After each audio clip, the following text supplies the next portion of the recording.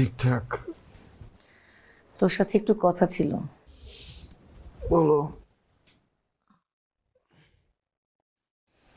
এই নে, কি এটা? ওই যে আমাদের গ্রামে যে জমি আছে তার দলিল। কি করব? এটা বিক্রি করে যৌতুকের টাকা জোগাড় করবি।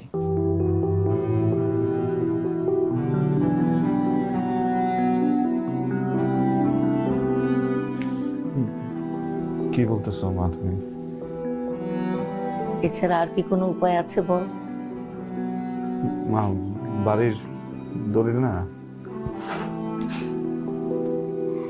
এই জমি জমিয়ে রেখে আমি আমার বৌমার মুখ না দেখে মরতে চাই না।